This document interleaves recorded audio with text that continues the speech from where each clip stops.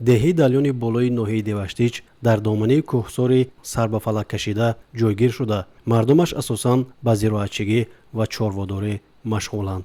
дар ҷамоат зиёда аз 8000 аҳолӣ истиқомат дорад. барои ба таълим фаро гирифтани хонандагон 2 муассисаи таҳсилоти миёнии умумӣ ва 1 гимназия фаъолият мебарад. дар ин муассисаҳо зиёда аз 3500 нафар хонанда ба таълим фаро гирифта шудааст. ҳарчанд барои аҳолӣ 3 муассисаи таълимӣ хизмат мерасонад, аммо масофаи байни онҳо дур буда хонандагон барои омаду рафт азият мекашанд.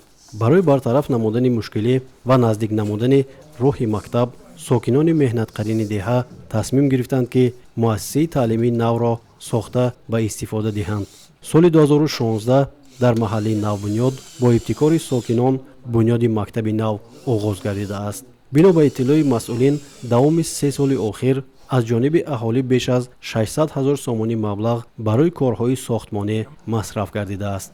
сокинон умед доранд, ки рӯзҳои наздик муассиса ба истифода дода мешаваду мушкилии онҳо бартараф мегардад. аммо то ба истифодадиҳӣ боз корҳои зиёдро бояд ба сомон расонид, вале маблағҳои ҷамъшуда низ ба итмом расида истодааст. ҳоло дар деҳаи далёни боло бо ташаббуси аҳли диёрамон, яъне мардумамон, мактаб бо тарзи ҳашар соли 2016 ташкил карда шуд ва то имсол давом дода истодаем. мо ташаббусҳои пешвои миллат, президенти ҷумҳурии Тоҷикистон муҳтарам Эмомалӣ Раҳмонро дастгирӣ намуда истода соли 2016 аҳли мардуми ҳамин гузари боло, ки қариб 600 нафар хоҷагиҳо аз мактаб қариб 4-4.5 километр дур мебошад, ҳамин масъале дида баромада ба хулоса омадем, ки дар қисми болоии деҳа мактаб иборат аз 20 синфхона бо тарзи ҳашар барпо намоем. ҳоло ҳама ташаббусҳои ҳамин мардумро аз байни мардум комиссияи ташкилии мактаб сохта шуд ва барои дида баромадану хароҷот кардани маблағҳои мардум комиссияи махсус ташкил карда шуд. комиссия иборат аз 6 нафар мебошад. ҳама аъзоҳои комиссия вобаста ба як самти кор ҳаст ва ҳар сол моҳи январ дар байни мардум баромада истода маблағҳои хайроти мардуми деҳаи далён болоро ҳисобот метиҳанд. то имрӯз аз мардум зиёда аз 400 000 сомон маблағ ворид шуд. ба наздикӣ аз шаҳри Москва, фарзандони ҳамин деҳа, ки дар шаҳри Москва кор мекунанд, зиёда аз 55 000 сомон маблағ ворид шуд.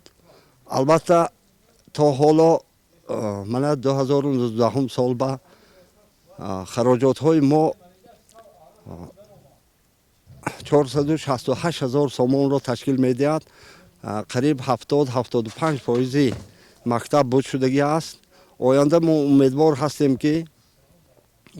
ҳастем, ки аз тарафи ҳукумати ҷумҳурӣ, ҳукумати вилояти Суғд, ҳукумати ноҳияи Деваштич дастгирӣ карда истода ба ҳисоби китоби мо қариб 300 000 сомон маблағ лозим. дар муассисаи Навбунёд корҳои сохтмонӣ тибқи нақша амалӣ гардида, танҳо соли гузашта барои бомпӯшкунии ин бино аз ҷониби мақомоти иҷроии ҳокимияти давлатии вилояти Суғд 52 000 сомонӣ дастрас гардидааст.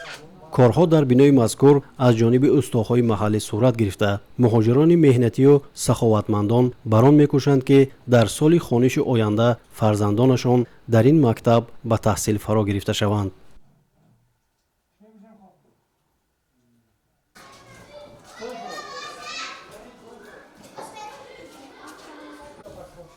бинои муассисаи таҳсилоти миёнии умумии рақами 44 деҳаи далёни поён бошад, соли 1998 ба таври ҳашар бунёд гардида, имрӯз дар ҳолати садамавӣ қарор дорад.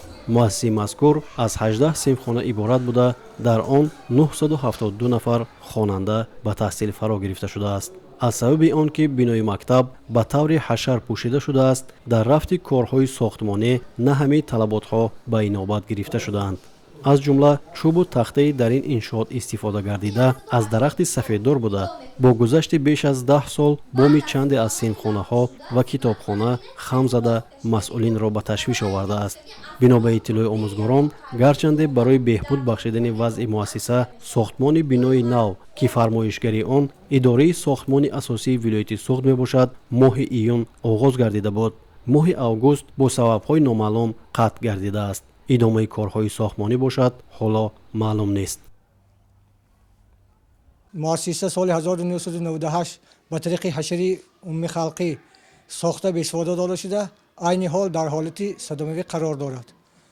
хушбахтона бо ташаббуси пешвои миллат, асосгузори сулҳу ваҳдати миллӣ, президенти кишвар муҳтарам ҷаноби олӣ эмомалии раҳмон эълон гардидани солҳои 2019-2021 солҳои рушди сайёҳӣ, ҳунарҳои мардумӣ ва рушди деҳот имкон медиҳад, ки як қатор иншоотҳои ҷашнӣ ба монанди мактабҳо, беморхонаҳо, хонаҳои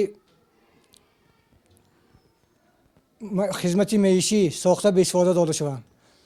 бо ҳамин сабаб аз он ҷумла дар деҳаи мо низ муассисаи навбунёд ҳамчун яке аз биноҳои ҷашнӣ дар назар дошта шуда, ҳамин сол 11 ини соли 2019 сохтмони ин муассисаи таълимӣ оғоз гардид. дар мобайни 4-5 моҳи соли ҷорӣ аз тарафи кормандони сохтмончиёни сохтмон бинои муассиса, яъне фундаменти асосии бино сохта шуда, айни ҳол ба охир расидани он дар назар дошта шудааст. валекин аз сабаби ба охир расидани маблағи дар ҳамин сол ҷудо карда шуда, ин иншоот нотамом монд ва сар задани хунукиҳои зимистон имкон надод, ки сохтмонро давом диҳанд. сохтмончиён ваъда доданд, ки бо фарорасидани шароитҳои мусоид ба сохтмони ин иншооти муҳим ҳисса мегузоранд, оғоз менамоянд. дар муассисаи таҳсилӣ, муассисаи ки ман сарварӣ мекунам, зиёда аз 972 нафар хонандагон таҳсил менамоянд, ки ба онҳо 45 нафар омӯзгорон аз фанҳои гуногуни таълимӣ дарс мегӯянд. муассиса бо печкаҳои бухорӣ гарм карда мешавад. дар фасли зимистон мо зиёда аз 15 тонна ангишсанг ва зиёда аз 9 метри мукабба ҳезум ҷамъоварӣ намуда дар анбори муассиса нигоҳ дошта шудааст. барои гузарондани чорабиниҳои варзишӣ варзишгоҳ вуҷуд надорад. биное ки сохта шуда истодааст, дар ҳамон ҷои варзишгоҳ сохта шуда истодааст ва бо сохта шудани муассисаи нав дар ёнаш ба нақша гирифта шудааст, ки боз иншооти ва варзишӣ ҳам зимистона ҳам тобистона сохта беистифода дода мешавад. муассиса зари маҷлисгоҳ надорад. албатта ки синфхонаҳо хеле хурданд, аммо шумории хонандагон хеле зиёданд. дар ҳар як синф зиёда аз 25 то 35-37 нафари хонандагон таҳсил мекунанд. бинобар ин агар муассисаи номбурда ки сохтмонаш оғоз гардидааст, дар арафаи ҷашни 30-солагии истиқлолияти ҷумҳурии Тоҷикистон сохта беистифода дода мешуд, ин як тӯҳфаи арзандае буд ба мардуми деҳии Далён ва фарзандони онҳо.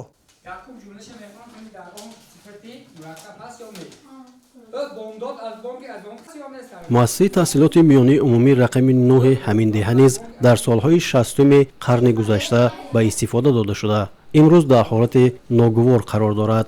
дар муассиса беш аз 1000 нафар хонанда дар ду баст таҳсил дошта, аз сабаби хурд будани синфхонаҳо имкони ҳамин хонандагонро бо мизу курсиҳо таъмин намудан вуҷуд надорад. 2 сол пеш мо 65 соли мактаби қатирӣ будем. мактаби кӯҳна аст. албатта мо дар барномаи давлатӣ барномакунии мактаби ҷорӣ кардагӣ, қабул кардагӣ ва ҳукумати ҷумҳурии Тоҷикистон ва план вай ба даромадагӣ соли 2018 ба даромадагӣ буд. аку барои сар кардан имсол ҳаракат мекунем, ки сар кунанд мактаба. бинои нави мактаб тасдиқ шудагӣ аст. барнома тасдиқ шудагӣ ҳам физал ҳам вай ҳамаш худоқад имсол мешавад.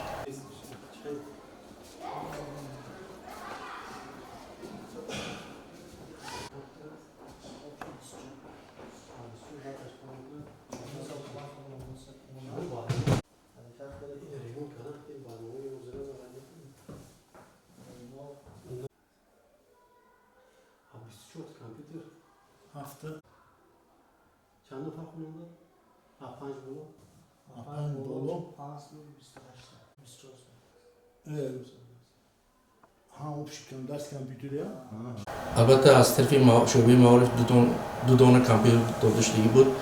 از بودجت مکتب ما 4 دانه گرفتیم که از سال اولی همین وای کامپیوتر کنی وقتی که کامپیوتر کندیم البته کامپیوتر کهنه بود.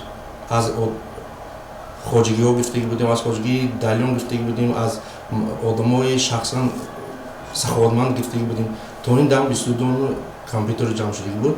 ما در دوام همین 5 سال آخر زیاد 6 دانه کامپیوتر نو کردیم.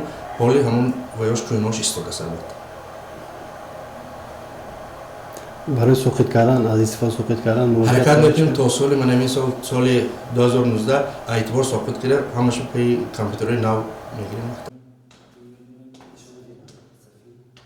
بیمارخانه منطقوی دهه دالیانی پایان برای به توابط سری وقتی فرا گرفتن اهالی نقش مؤثر دارد. گرچند در بیمارخانه کهنه شرایط مساعد تشخیص و طبابت وجود دارد، طی سالهای اخیر با تشبث صاحبکاران محلی بنای چهارآشانه بیمارخانه نو بنیاد گردیده با تجهیزات ضروری جهازانیده شده است. برای بنیاد این بیمارخانه زمانوی در این دهه دوردست بیش از 6 میلیون سامانی مبلغ مصرف گردیده. صاحبکاران مقصد پیش گذاشتند که این بیمارخانه را بعد به استفاده دهی به موازنه وزارت تندرستی و حفظ اجتماعی اهالی جمهوری تاجیکستان سپارند.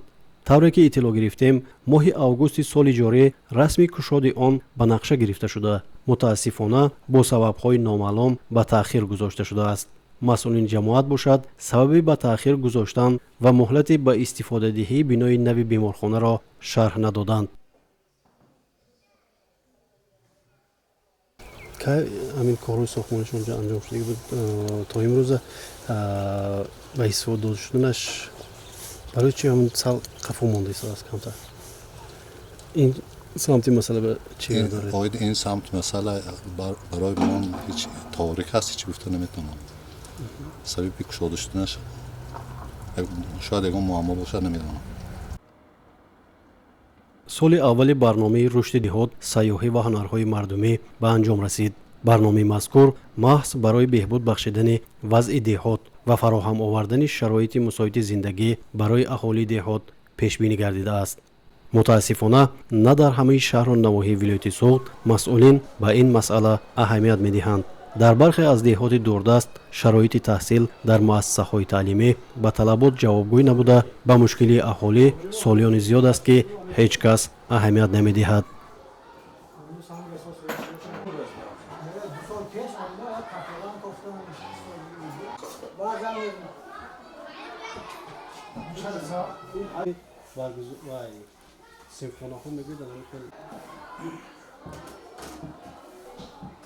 من درباره سال آبی تازه گپ میزنم یا رشد دهات و هنرهای مردمی شما به که تا گفته میگذارم کمتر تغییر و علاوه کتی همین خیلی نویسته میگذاریم.